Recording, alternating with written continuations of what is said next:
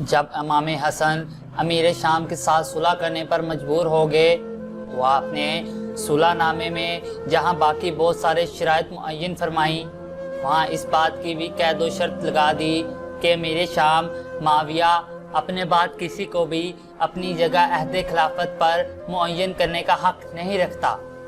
امیر شام سے صلح کرنے کے بعد آپ دارالخلافہ کوفہ کو چھوڑ کر مدینہ واپس چلے گئے۔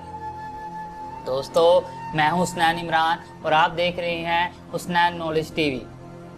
دوستو، آج کی اس ویڈیو میں ہم آپ کو حضرت حسن رضی اللہ تعالیٰ عنہ کی شہادت کے بارے میں بتائیں گے کہ ان کی شہادت کیسے ہوئی۔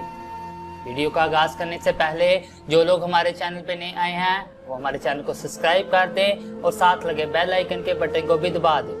اگرچہ معاویہ نے روز اول سے ہی صلح کی تمام شرائط کی خلاف ورزی کرنا شروع کر دی تھی، لیکن پھر بھی اسے امام حسن سے اس بات کا خطرہ لاحق تھا کہ آپ اسے یزید کے لیے اسلامی حاکم کے عنوان سے بیعت نہیں لینے دیں گے اور اس راہ میں ضرور رکاوٹ کھڑی کریں گے۔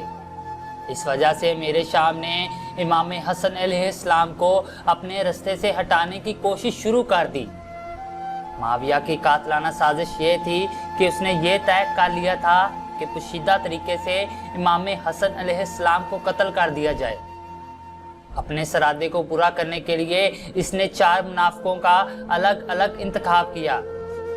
ہر ایک سے کہا کہ اگر تم نے حضرت حسن بن علی کو قتل کر دیا تو میں تمہیں 2 لاکھ درہم اور شام کا فوجی افسر بنا دوں گا، اس کے علاوہ اپنی بیٹی سے بھی شادی کروا دوں گا۔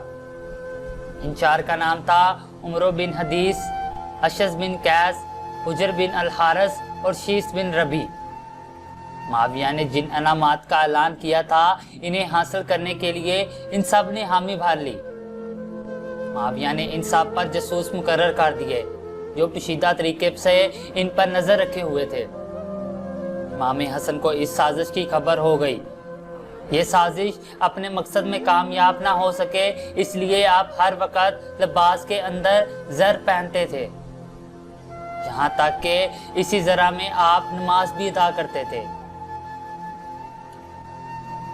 آخر ایک سازشی نے حالت نماز میں آپ پر تیر چلا دیا، لیکن اس زرہ کی وجہ سے وہ تیر کا زخم بدن پر نہ لگا۔ دوسری طرف خوارج آپ کی گھاٹ میں تھے، یعنی وہ جاہل افراد آپ کو قتل کرنا چاہتے تھے۔ ان کا بہانہ یہ تھا کہ آپ نے معاویہ سے جنگ کیوں نہیں کی، وہ آپ کو نعوذ باللہ مشرک المؤمنین پکارتے تھے۔ انہی خوارج میں ایک جراب بن سنان نامی شخص نے میدان میں سر عام امام حسن کا لجام فرض پکڑ لیا اور تلوار سے آپ کو اس طرح مارا کہ ران کا گوشت شگفتہ ہو کر تلوار استخوان تک پہنچ گیا۔ امام نے درد کی شدت سے اس کی گردن میں باہیں ڈال لیں اور دونوں زمین پر گر گئے۔ عبداللہ بن خطاب نے لپک کر تلوار اس کے ہاتھ سے چھین لی اور اس کو قتل کر دیا۔ ایک دوسرے ساتھی کو بھی پکڑ کر قتل کر دیا گیا۔ امام حسن کو مدائن کے گورنر سعد بن مسعود کے مکان پر لے گئے اور آپ کا علاج کرایا گیا۔ جدہ بن اشد امام حسن کی زوجہ تھی۔ معاویہ نے 1 لاکھ درہم بھیجا اور پیغام بھیجا کہ اگر امام حسین کو زہر دے دو گی تو تمہاری شادی اپنے بیٹے یزید سے کروں گا۔ جدہ نے معاویہ کی یہ پیشکش قبول کر لی اور امام حسن کو زہر دے دیا۔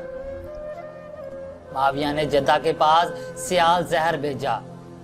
امام حسن روزے سے تھے، ہوا گرم تھی۔ افطار کے وقت جدہ نے وہ زہر آپ کے دودھ کے پیالے میں ملا کر امام کی خدمت میں پیش کیا۔ امام نے اسے پیا تو فوراً زہر محسوس کر لیا۔ جدہ سے فرمایا، تو نے مجھے قتل کیا، خدا تجھے قتل کرے۔ خدا کی قسم تیری آرزو پوری نہ ہوگی، خدا تجھے ذلیل کرے گا۔ 2 روز کے بعد آپ نے اسی زہر سے شہادت پائی۔ معاویہ نے جدہ سے جو قول و قرار کیا تھا اسے پورا نہ کیا اور یزید سے اس کی شادی بھی نہیں کروائی۔ اس نے امام حسن کے بعد خاندان طلحہ کے ایک شخص سے اس کی شادی کروا دی۔ روایت ہے کہ جدہ معاویہ کے پاس گئی اور کہا کہ میری یزید سے شادی کر دو۔ اس نے جواب دیا کہ جو عورت حسن کی نہ ہو سکی وہ میرے بیٹے یزید کی کیا ہوگی۔